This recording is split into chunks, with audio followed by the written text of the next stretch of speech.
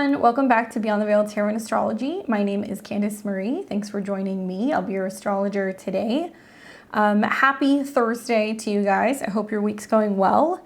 This is going to be another follow-up video. We are going to be taking a look at the completion of the United States Pluto return in this episode. I hope you guys enjoy it. Those of you guys who have been following my political astrological antics for some time, you know that this has been a video I've touched on several different times, but this is kind of just like the recap and my takeaway from this particular transit. If you guys like my content, you want to see more of it, make sure you click the bell button below so you're alerted to when I have new videos on the channel. As always, I appreciate your guys' support, your comments. It's really helpful. I can't always get back to everybody, but I do appreciate it. And if you want to support my work, being a full-time content creator, you can do that by sharing this video. Share this with other people, raise awareness for some of the stuff that I'm talking about in this video. That's the one request that I have of you. It costs nothing but some time. But if you want to be generous, you can always donate to my PayPal. You can also join my memberships and help me keep putting these videos out to the YouTubes. All right, so something that came to mind for me was a quote that I've had that I've kind of like either kept on my desktop or I've kept it somewhere in visible sight in recent years. And the quote is, in a world filled with secrets and unspoken truths, say the quiet part out loud. It can be a revolutionary act. It's been a quote that's been really inspiring for me in recent years while I've had Uranus in opposition to my natal Mercury about just like speaking out, having the freedom to speak out, trying to find the words and being a little bit rebellious in the process. This video is going to be about the finale of the United States Pluto return. Since the better part of 2022, we have been experiencing the United States' very first Pluto return for the country's birth chart. Pluto has been returning to the second house, which represents money, possessions, resources, and obviously that's been a really hot topic here in our country. The return is expected to bring some of the darkest situations to light, and the choices that are being made are essentially setting the course for the next 248-year cycle here in America. This return has coincided obviously with some real destructive patterns in our spending habits as well as our morals and our values. And I think it's doing what it's meant to do, which is pulling out all of the darkness and bringing it to light and helping us come to terms with where some of these values, some of these spending habits, and some of these attacks on free speech have been coming up. But likely, you know, this is not news to you. I'm just kind of tying the astrology together and showing you how all the pieces kind of fit together to show a bigger part of a whole. As of yesterday, September 20th, Pluto has been retrograde, but it has returned back to 27 degrees, which is the exact same degree in which we have here in the United States chart. So while it's not going to make an exact conjunction like it did in February of 2022, it's retrograding back in conjunction. And it's actually going to be in conjunction to this degree between September 20th and November 1st of 2023. So we've got about a month and some change that the topics revolving around 27 degrees are going to be making major headlines. I think it's going to get pretty loud. And Pluto will be going direct on October 10th. So I want you guys to just make a note, basically between now and the beginning of November, free speech, censorship, all of these things are going to be really big topics, and it's directly tied to the United States Pluto return. I'm going to break down all of this and give you guys some indications of where I think this is going and just some food for thought. Somewhere around the time that Pluto goes direct, around the 10th of October, maybe that week or so, I'm anticipating that we're going to be hearing more news. And in the next couple of weeks and months, we're going to be seeing this kind of completion, this conclusion. We are going to see Mars in Libra, start coming into a square with Pluto in Capricorn. So there's going to be legal challenges revolving around freedom of speech and also the balance in regards to our relationships within party lines and budgets and spending. And then as we're getting into Capricorn season in this new year, we're going to see planets coming into conjunction with Pluto as well. As a reminder, this is the last time, at least in our lifetimes, unless you're a vampire. I was about to interject a joke right there about the the people who are serving in Congress or in Senate. But I'll be nice. Reminds me of like the memes that have been coming out of like the aliens. Have you guys seen that? Where they're saying like this is like the same as some of the Congress members. Anyway, I digress. Let me stick to the script without making fun of people. This is essentially going to be showing us the better part of like the next couple of weeks and months, the completion and the conclusion of this particular planetary return. And we're not going to see it, right? I was basically saying, unless you're a vampire, we're not going to see Pluto return to 27 degrees again. In 2024, we're going to see Pluto go in and out of Capricorn. So it's going to return back to Aquarius. It'll go to about 2 degrees of Aquarius and then retrograde back into Capricorn, where it will spend a very short period of time next year at 29 degrees. So what does it mean? Well, I want to break this down for you piece by piece, because for me, this is how I make astrology make sense. So hopefully it helps you as well. And this is why I put so much stock in degree astrology. I want to first start with reading to you guys the Sabian symbol. So we're going to read 27 degrees of Capricorn, but because it's 27 and change, we're going to be reading 28. Okay, so if you guys have this book, it is Capricorn 28. A large aviary. The theme is networking. The symbol speaks to a broad variety of interests and the need to coordinate efforts so that each activity facilitates and supports the others. The image of a large aviary, or a place for keeping many birds confined, symbolizes harmony, fellowship, aspiration, and the implication of diversity suggests the availability of many resources or talents and skills that can be utilized for problem solving. In simple terms, what one individual doesn't know or have, another usually will. On a practical level, the fact that the birds are confined to an aviary suggests restraint or taming of wild, frivolous impulses. The image also alludes to the expression, birds of a feather flock together, implying a community of interest or common bond. Positive at its highest, the symbol represents a dedication of personal resources in accomplishment of group objectives. Watch for a tendency to meddle or force unwanted attention on others. The accent is on social activities. Things can be a little hectic trying to coordinate people and resources for some special event. Your greatest advantage lies in getting organized. Make lists, create a schedule, do what you can to help others find their niche in the scheme of things. Guard against interfering with matters that aren't your concern. Avoid being meddlesome or a busybody. Stepping stones are society, colony, commune, fellowship, group, aspiration, harmony, community interest, common bond, variety, confusion of thoughts. Now, I'll come back to this probably several times throughout this video and kind of like weave this into things. But what I love about the Sabian symbols is sometimes they are literal, sometimes they are figurative. You never really know what you're going to get. But when I think of the theme being a large aviary, I think of a confined space where freedom is like an illusion.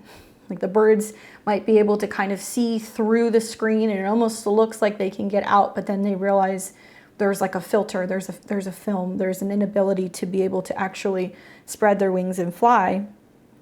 I think about the theme being networking, common interests, working together, bringing people together, being able to share. And what do birds do? They chirp, or do they tweet? Now, 23 degrees deals with communication. It's a Gemini degree. So it represents things that we write, transportation, cars, newspapers, press, journalists, magazines, bookstores. Those are hard to come by, right? Maybe Pluto's killed those. But specifically conversations, communication, what we say on the internet, letters and text messages, envelopes, post offices, writers, education, TV announcers, radio, fences, gates, personal documents, IDs, driver's license, visas. It's about making contact with other people. Language, to translate, but it also represents two.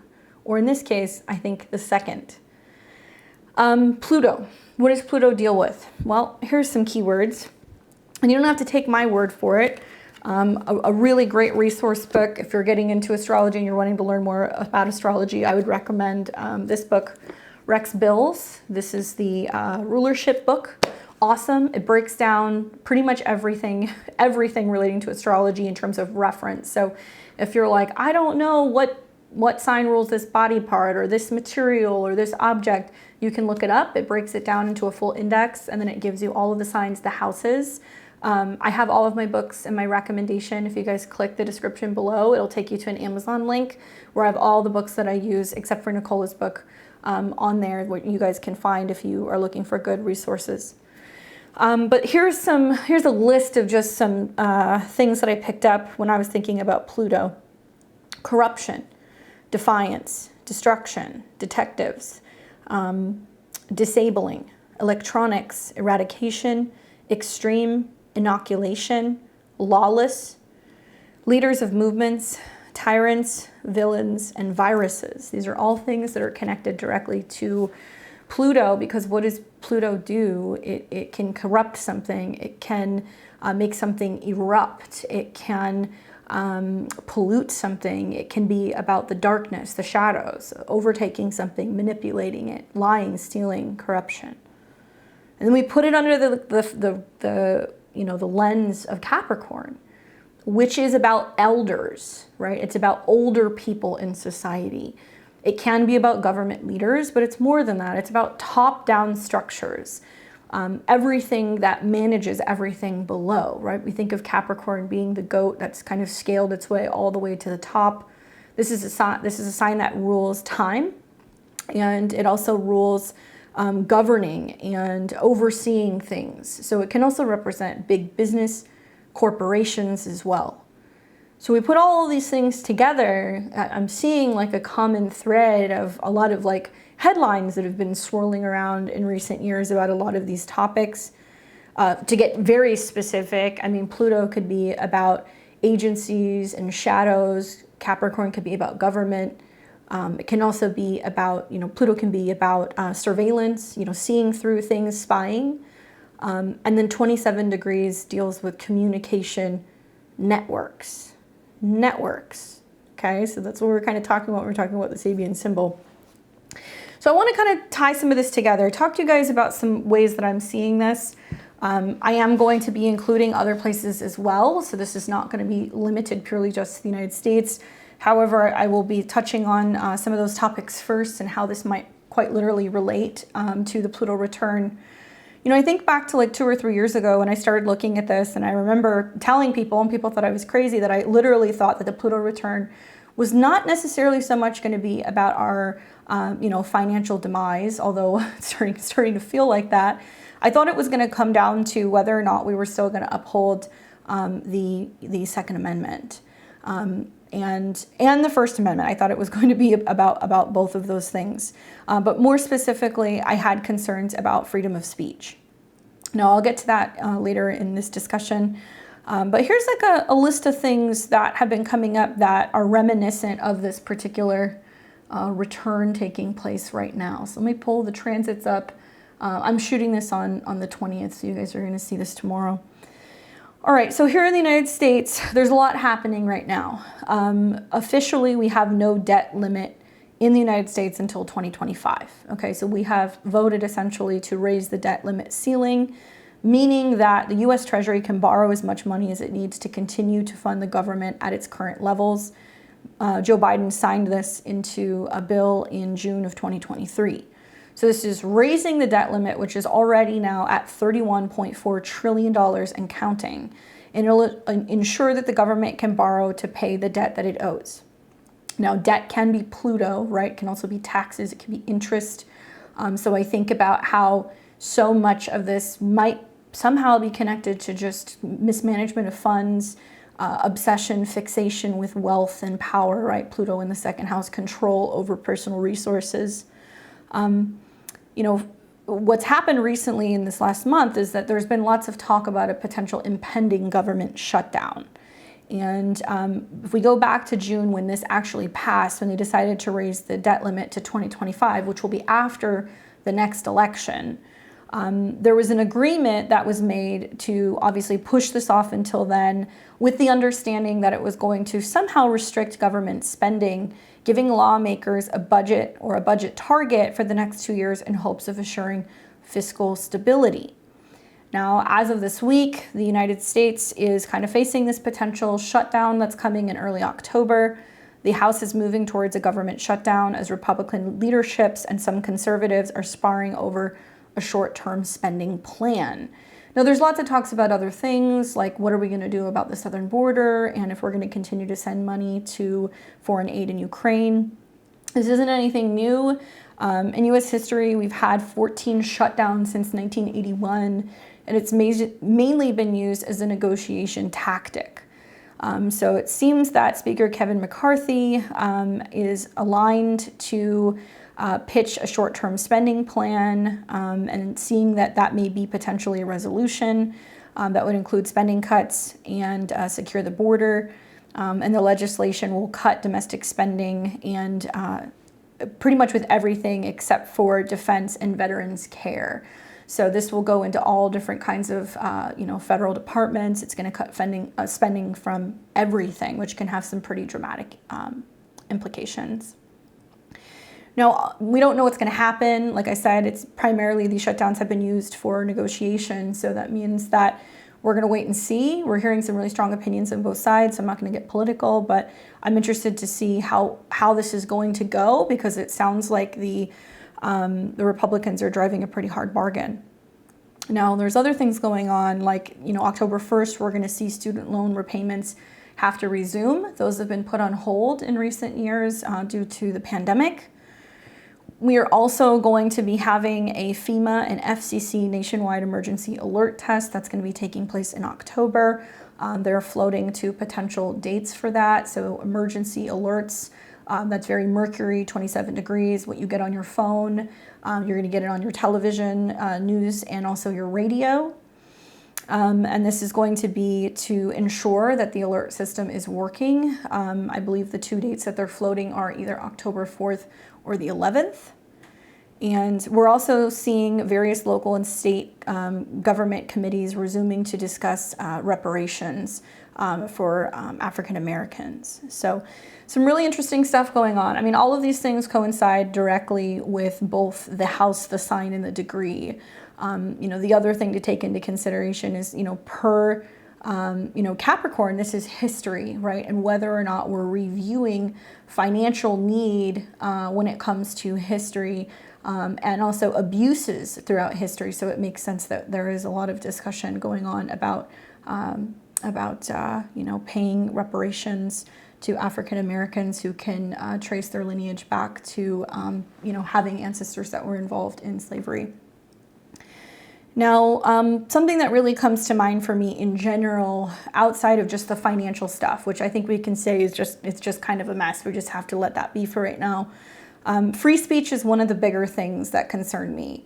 And I've been reflecting a lot and reading and listening to a number of books that I feel like are about giving direction in today's age. One of which that I keep coming back to is 1984. So if you guys have not read that book, I recommend reading it. I've read it a couple times in my life now, and it's basically a story of a young man who's questioning the system that keeps futuristic but dystopian society afloat, and in the chaos that quickly ensues once he gives into his natural curiosity and his desire to be free. And so the quote that I noted is so timely for this discussion. This is from that book. But if thought corrupts language, language also corrupts thought. Think about that for a second, right? Why would there be a fight for free speech, for communication? Why are we finding ourselves at a turning point when it comes to whether or not we're still following suit with the right to free speech? Personally, I think that free speech is the most fundamental human right. A so-called human right also, focuses on us being able to, uphold this. I don't feel like this is something that should be up for debate. In America, the First Amendment of the U.S. Constitution protects the freedom of speech. Now, this is coming up for a lot of other countries as well, so I don't think it's just limited to America, but it is really important when it comes to our U.S. return. And the freedom of speech covers a number of things, so I don't know what you guys know about it, if you guys remember studying that in history class. It doesn't just cover freedom of speech, but also religion and the press. It also protects the right to peaceful protest and petition of the government. The amendment was adopted in 1791 along with 9 other amendments that make up the Bill of Rights, a written document protecting civil liberties under the U.S. law. The meaning of the First Amendment has been the subject of continuing interpretation and dispute over the years. Landmark Supreme Court cases have dealt with the right of citizens to protect U.S.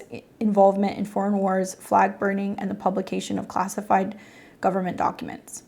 Specifically, the First Amendment text reads, "Congress shall make no law respecting an establishment of religion or prohibiting the free exercise thereof, or abridging the freedom of speech, or of the press, or of the right the people to peaceably to assemble and to the petition of the government for a redress of grievances." Essentially, it's saying that we have free speech pretty much any which way you slice it, right? Including the right to assemble and the right to petition, which are also big pieces of the puzzle right now. The First Amendment protects the right to freedom to peacefully assemble or to gather towards and associate with a group of people for social, economic, political, or religious purposes. It also protects the right to protest the government. And the right to petition can mean signing a petition or even filing a lawsuit against the government. So this got me thinking, how did this come to be? When you think about, the history of the Revolutionary War and the path to freedom, and the fact that they had to almost go by like secret means to be able to communicate, to get around the colonies, to be able to pass word that, they were setting up to basically take on Britain. So I started doing a little bit of digging, and I found some interesting stuff. Apparently, during the Revolutionary War, there was a number of different ways that the Founding Fathers and also military members were connecting and communicating with each other. There was a lot of spy work that was going on as well, and they had to utilize various methods of passing along secret messages without being found. Now, they had to do it this way to protect themselves in case they were intercepted by the enemy.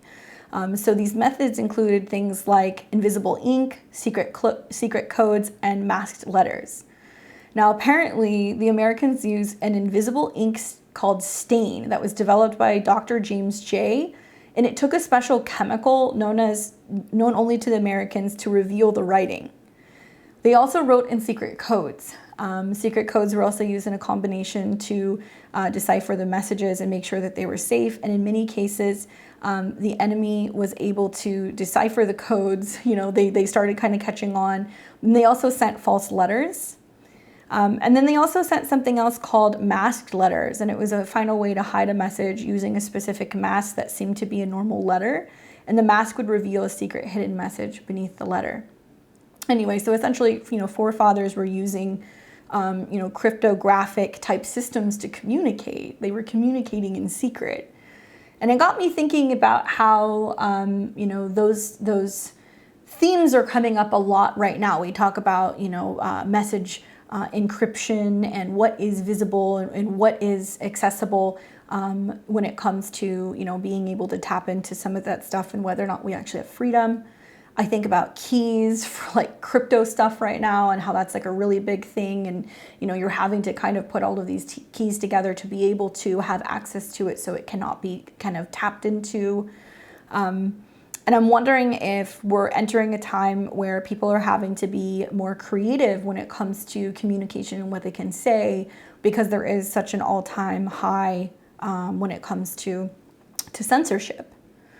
Now, recently in the United States, this last month or so, Biden's Department of Justice has launched multiple investigations into Elon Musk since speaking out against censorship by big tech in collusion with Joe Biden's White House. Representative Thomas Massey calls the moves mafia-like tactics. I find that interesting considering Elon Musk was previously identified as a Democrat and was very open about backing Joe Biden. I should say that, Elon Musk is born of South Africa. That's where he's from. He's not an American, but he is well known here. And he essentially became a critic of Biden's administration and has become very vocal about the censorship in regards to his administration. So things that kind of make you wonder, right? Like somebody starts speaking out against censorship, and then all of a sudden they're being investigated, by the Department of Justice. In my mind, I would just say, without playing politics, because I feel like whether you're talking about that or you're looking at what's going on with, the investigation into ex now President Trump, whether you love him or you hate him, we're kind of staring down, the barrel of a really dangerous situation where it almost seems as if the rules of law are no longer applying. I thought true leaders are people who don't shy away from the truth. And in my opinion, a leader shows authenticity in a world that often values conformity. Likely it's because they know that silence perpetuates injustice. So this is going to be something that is going to be coming up a lot about what is and is not just when it comes to communication and freedom. Do we have the right to be able to still, come together and, protest peacefully? Do we have the right to be able to challenge, issues revolving around censorship and freedom of speech, especially on public platforms? Recently there's a push for digital driver's license, both in the United States as well as in Mexico. This is really interesting. I was reading a number of sources on this, and it's basically, I've heard this over and over and over. Primarily, this has been coming out of stuff relating to like the G20, but they're stating that digital ID is a human right, and we need to have scans and biometrics to protect our identity. Now, mobile driver's licenses are to roll out across the United States and Mexico, updating digital IDs and driver's licenses. This will be done in a few different ways, but mostly through local and federal apps like Smart ID and Apple Wallet. Currently, 4 states are already using it now in the United States, and once it's verified, it is basically the same thing as a physical copy. Now, you can do this by scanning your face, your eyes, your current ID, and taking a selfie. But my question is, does this potentially give the right for cops to go through your phone? Does this become automatic consent? Now, while I was doing some research, I came across an article from 2021, where the ACLU was discussing the topics of mandates revolving around digital driver's licenses in a report titled Identity Crisis, and I quote, "These raise the danger that there will be no balanced assessment of the costs and benefits of such system, that we will adapt systems that do not strike the right balance between the needs of identification, security, and convenience, and Americans' well-founded aversion to government and corporate surveillance regimentation."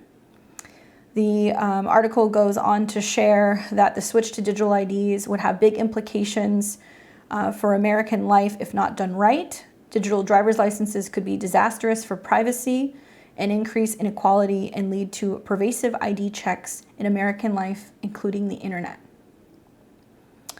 Concerning, right? Because, we look at stuff that's going on in China. I mean, definitely, if you've seen some of those videos, turning over your phone, showing whether or not you're having, apps that are not approved on your phone are definitely a thing that's going on there right now.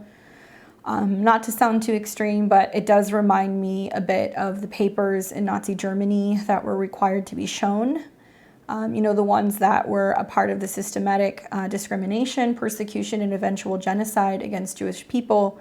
These papers served as various purposes in the context of the Nazi regime, like ID, registration, segregation, confiscation of property, deportation to camps, persecution, harassment, and inclusion from citizenship. Another 1984 quote, "He who controls the past controls the future. He who controls the future controls the past." So much about a retrograde in Capricorn is about reviewing history. It doesn't matter what degree it's in. It doesn't matter what house it's in. It's literally reviewing history and history repeating itself. Now, Capricorn can also deal with military. It can deal with sergeants, people in uniform. And I wonder if it's like a reviewing or a returning to some of the patterns and the habits that we had when it came to freedom of possession, freedom of rights, freedom of travel, right? Gemini does deal with travel, getting around. So, when I cited all of those different words connected to Gemini, traffic, transportation, IDs, there's a definite connection. I'm not exactly sure what specific states, but I do know that 4 of them are already being used. There's various other states that are considering making driver's license and IDs digital. I'm pleased to have found this morning, which is so ironic. I was just at the DMV myself, that I guess Texas is not going along with that. So that's interesting.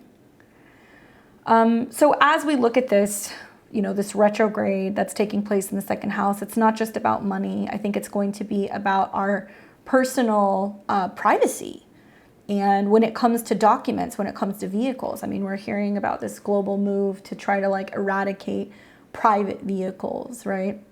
And I'm thinking about like the implications that this might potentially have on the auto industry, which we're also hearing a lot about right now with some of the talks of the potential strikes with the unions. Now, on a global level, in this last week or so, quite concerning in the UK. And if you're in the UK and you have any information about this, please let me know. This is just from my research. The UK's online safety bill for a safer internet has passed its final parliament debate and will soon become a law. But what does this mean? The bill goes on to say that it's to protect the safety of children, keeping younger people safe online, and also helping people have more control over their freedoms online and what they can see. I actually did some digging. I went and read the law. It wasn't too long. You can find it online. It's available. And a few things that really caught my eye. Probably one of the bigger things is the fact that it goes on to say in the bill that social media platforms that do not comply with the new rules can face fines up to 10% of their global revenue. Okay, so they will be fined basically by UK Parliament 10% of their global revenue if they do not comply with what is stipulated in the bill. Really, what I think it means is that it's going to be illegal to challenge the official government narrative online. And it does state that some of these laws can be punishable by 5 years in jail. It quietly passed in Parliament, which means, there is some debate, but I haven't seen really a lot about it. Anyone who challenges the government official stance on anything online will be prosecuted and incarcerated. Apparently, the police will be working closely with the 77th Brigade Online Task Force. And I was like, what is that? So I did a little research into this task force, and apparently it's a task force that was set to deal with information online pertaining to vaccine information, tax pay, fake accounts, and any fake news that does not go along with what the UK government believes to be true. So they will be involved in this task force, and it says that in the event of an online infraction or challenge to narratives or the WEF official narrative, police will be dispatched to your home and they will be sent to your door where you could potentially be arrested. So the quiet change in this law has been adopted in various European countries per the request of the WEF, who are concerned that there is a growing trend to resistance with information.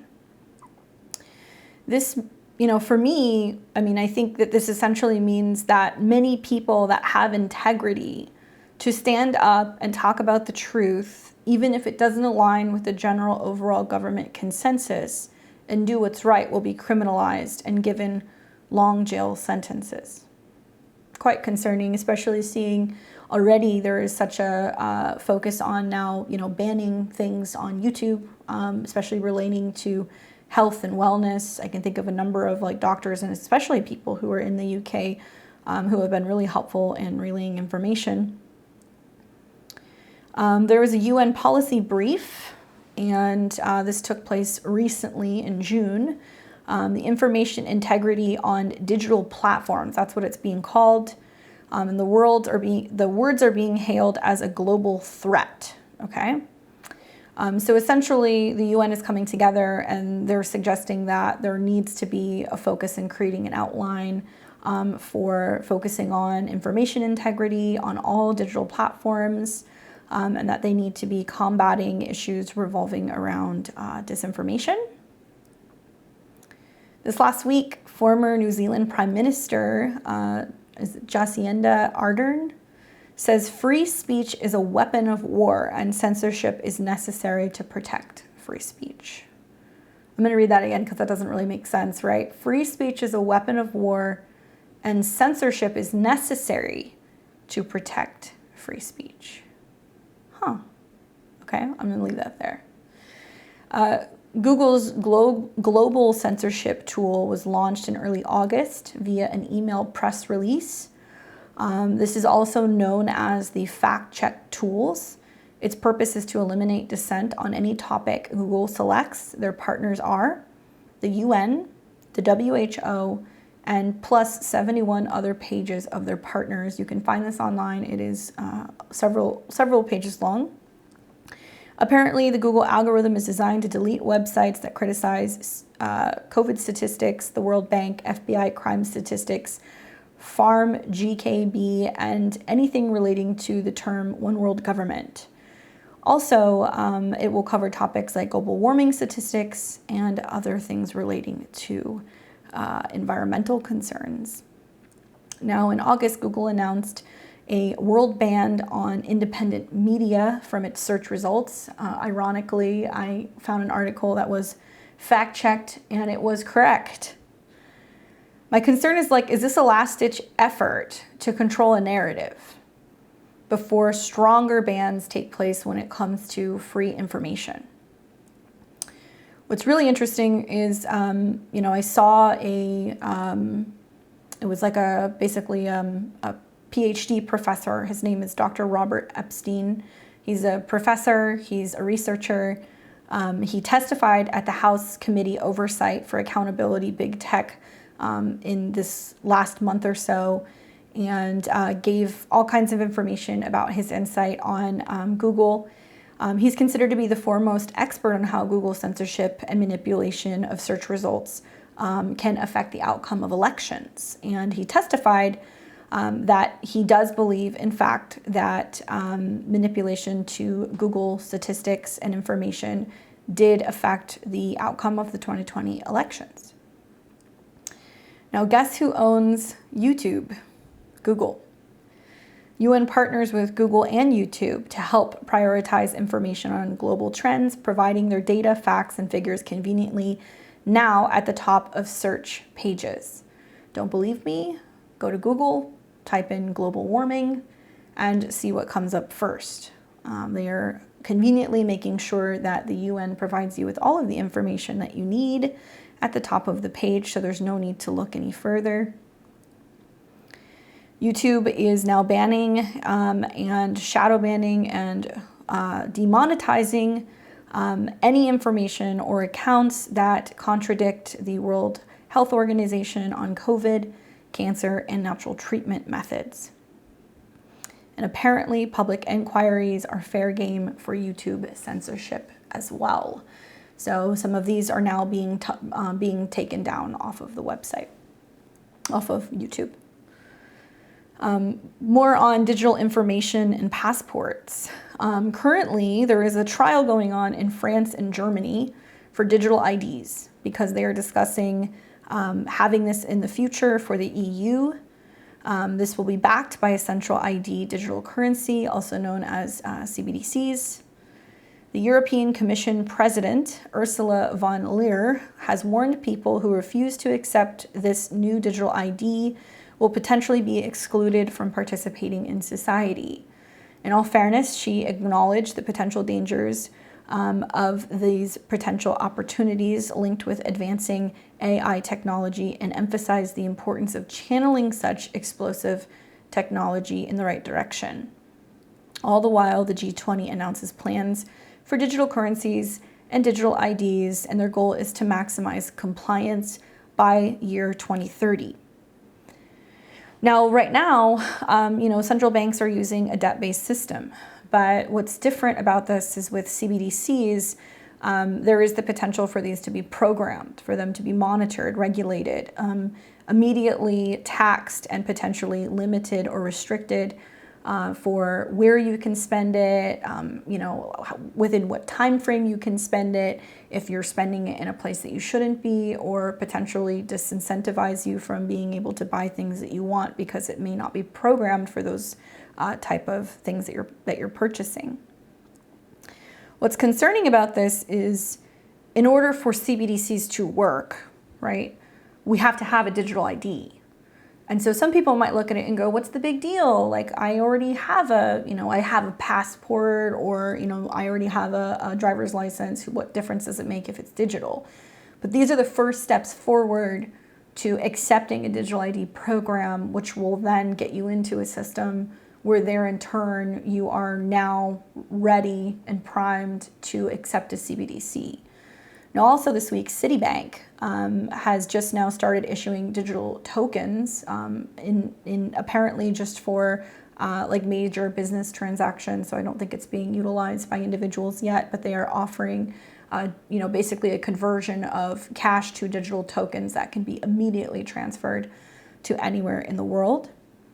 And so that's just another indication of what may potentially be coming. But when we think about this merger of this potential CBDC and an incentive to get everybody globally on board to have a digital ID, it's not necessarily just going to be about money or, transactions or your driver's license. It's going to have personal data on there, data that is very sensitive, not just finances. It's going to have things like potentially health records, carbon usage, and I guess we're still to find out what else is going to be included in that.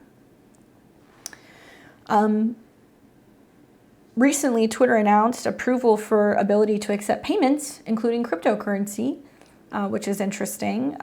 Definitely kind of following suit with what they've been talking about doing, trying to create this like digital kind of square, this space where everybody can talk and now transact and potentially in the future even be fully monetized. I know some accounts are doing this already. To do this, they will be collecting biometric data. And so what's concerning for me is just seeing this kind of across the board. This is the last time that we're going to see, at least in our lifetime, Pluto at 27 degrees. And because this is the finale of the Pluto return, I feel like a lot of countries are going to be looking at America, and they're going to see if America is going to be holding the line for privacy, for freedom of speech, if we're still going to be upholding the right to that as per our Constitution. You're hearing phrases like inclusion, and so no one is left behind. Everybody should have free internet, smartphones, and mandatory bank accounts. But why? That is the question, right? And I'm hoping that you are asking yourself that question as well. I assume, like I said, in the weeks and months ahead, we're going to start to see the full picture of what's going to be coming from this. Pluto will go direct. We're going to see Pluto go back into Aquarius. I'm very curious to see Mars go into its exaltation in Capricorn and hit these degrees with Mercury. I'm anticipating, the first half of February 2024 being something that is almost being unveiled in regards to information, data, surveillance. We're hearing a lot about data harvesting and, years of our information, being sold in terms of what we're buying, what we're searching for. Super spooked just having, I no longer have my Alexa. That's just me. I don't use it. But also, starting to kind of look at, having to turn phones off and other things because more than have a conversation and something pops up. It's like, oh, do you want to buy this? And you're just talking about it. And it's like being recommended to you on Amazon, on YouTube, on, everything. For me, it's a little freaky. So, what is my takeaway from this? My takeaway is a lot of this remains to be seen. I'm curious to see where things stand when Pluto leaves this degree and we start to see some of these planets hit that 27, 28, 29 degrees in Capricorn come next year. Intuitively, I have felt like for some time that this was just the beginning to be able to start the process of being able to determine who is going to have access to the internet, or who is going to be able to kind of get the word out. We see attacks on people who speak the truth all the time. You know, it's something that's becoming a reoccurring theme. And I guess part of the problem is like, well, who determines what truth is, right? And so that's the other issue, is that when you take into consideration that there is a lot of disinformation out there and people are very gullible and things can be manipulated. And, you know, there is something to be said about people using freedom of speech in the wrong ways, right? So I'm not a complete total advocate for just being a jerk or, you know, mistreating people or, you know, saying hurtful things. But when we're starting to limit free speech because we are considering words to be acts of war, we're entering into a very dangerous time in history. And if anything, I think that the Pluto retrograde should be showing us where that's in the past, at least in American history, pushed us to having to communicate and connect in secretive ways to be able to ensure that we are preserving the freedom to speak freely. Now, what am I doing? What have I been thinking about? I've been thinking about how important email is going to be in the future, right? And developing email lists and developing newsletters and staying connected. So in the off chance that you're losing platforms, you're getting off of platforms, things are kind of getting buck wild or it's harder to connect, that there is still a system for that, right? I know there's a lot of people like using Telegram and other ways of being able to communicate, but I definitely think that email and newsletters are going to be so very important in the future. I think about Uranus going into Gemini, and I think you're going to see a lot of revolutions that are starting in local places, but also because of letters and emails, although that Uranus transit might completely eradicate the post office. So in that, I would also say, don't rely on the post office. We've seen in previous shutdowns when Pluto was around this degree and when Saturn was around this degree that we had federal shutdowns and there was no post. There were things that got completely stalled, slow, right? Or stuck. So I would say don't rely on the post office. Don't look at it as, well, I can always still send a letter, or there's still ways to physically connect. I mean, it's like, who is really printing things anymore? I wish we would get back to sending people letters and doing that, because I feel like that would be a great habit to have, to connecting with people and maybe sending things out and ensuring people are getting physical copies. After all, Capricorn is an earth sign, so it's about something physical and tangible, especially in the second house, what we physically have. And that's why I think it really comes down to, you know, the First Amendment and whether or not we're still abiding by this particular tried and true document, right, from the past. You know, Saturn is the dispositor of Pluto, and Saturn is going to get closer and closer to Neptune, where there is going to be an intentional move to dissolve history, to dilute history, to change history, to hide history. That's why I keep telling everybody, have physical, you know, history books, have physical anatomy books, have physical holistic and herbal books. As crazy as it sounds, these things are going to probably be pretty valuable at some point in the future. And I think really for me, it's about the importance of connecting in person. You know, if we're looking at a future where we may potentially be banned from social media, or we may be arrested for, you know, resharing or retweeting something, or, you know, we're looking at not being able to have access to the internet, if these things happen, right? Then all the more reason to start focusing on connecting in person and developing communities now. Meeting with people in person, you know, getting to know our neighbors, talking to other people. It starts to kind of make sense when you put the pieces together, where there's been so many seeds that have been sown for, you know, racial division in recent decades. I'm not even going to say years, recent decades, for political division, for, you know, economic strife, which is also going to, you know, kind of further inflame some of these issues. For me, I think it's like when we speak truth, you know, we're doing more than just conveying accurate information, right? We create an environment of trust and transparency, and most importantly, authenticity. So this environment, you know, that is fertile. It's a fertile ground for fostering healthy relationships, strong communities, and a just society. That is necessary. By speaking the truth, it goes beyond a mere act of just conveying the facts. It also serves as inspiring for other people. So when we speak the truth, even when it's difficult or uncomfortable, we're sending a powerful message that honesty is a value that we hold dear. We become beacons of integrity, and our actions encourage those around us to do the same. So think about it. When you witness something being truthful, even if it's in challenging situations, it has a ripple effect. It tends to wake other people up and make them follow suit. It creates a culture where honesty is not only valued, but it's expected. It encourages people to stand up for what they believe in and to acknowledge their mistakes and to also work towards making things right. Speaking the truth helps dismantle the barriers that divide us. And that's the one thing that keeps coming up every time I look at this Pluto, because, I feel like, okay, there's a lot of information out there, but in a world where misinformation can sow distrust and mistrust, being a champion of truth can actually bridge these divides. It can bring people together around shared facts and common understanding of reality. So is Pluto in Capricorn creating that issue with mistrust? Is it intentionally polluting the political environment? So not only are we losing trust in the system, but we're also losing trust in our relationship physically to one another. I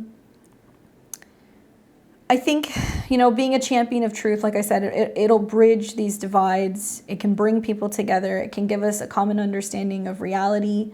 And moreover, if we speak the truth, we're empowering ourselves. Honesty liberates us from the burden of falsehoods and the fear of exposure. It allows us to live with authenticity and peace of mind. It strengthens our character and builds on our self-esteem. And it's a quality that garners respect and admiration for all of us. So I'm hoping this will inspire all of us to remember the profound importance of speaking the truth, right? Because it matters right now. It's going to be a huge focus for the next couple of months. And I'm hoping that, enough people start to kind of realize that that's why this is coming up right now, that there is fear of truth being spoken. So if we can be torchbearers of honesty and show others the way, we might have a shot at being able to uphold the freedom of speech, helping us create a world where truth is not just spoken, but celebrated. And in doing so, we can inspire future generations and show them the positive effects where truth can ripple throughout our lives and our society, and hopefully making it a better place for everybody, right? Because it's not just limited to the United States, the same way that astrology is not just limited to purely just your sun sign. This is something that involves all of the zodiac signs. You have all the signs in your chart. You're having this transit somewhere in your chart. So you're going to want to look at in your astrology where Pluto is in Capricorn, because you're seeking some kind of truth. You're wanting to speak the truth, write the truth, share the truth, teach the truth, learn about the truth in that area of your chart. It just so happens in the US chart that it's taking place in a house that deals with our values, our resources, our land, things revolving around how we make money, right? And the truth being revealed in terms of how that money is being spent, how our tax dollars are being spent, and whether or not you and I are going to have the freedom to be able to discuss this in a public, open forum. No coincidence that it talks about, this bird cage, right? Where the freedom is just, it's an illusion. But the connection that it has to like Twitter and all these other things, or just a public forum in general, is really quite interesting to me. So I'm hoping that this inspires you guys to talk about this, to share this, to discuss this, to get some of these topics out there, to be brave enough to say the quiet parts out loud.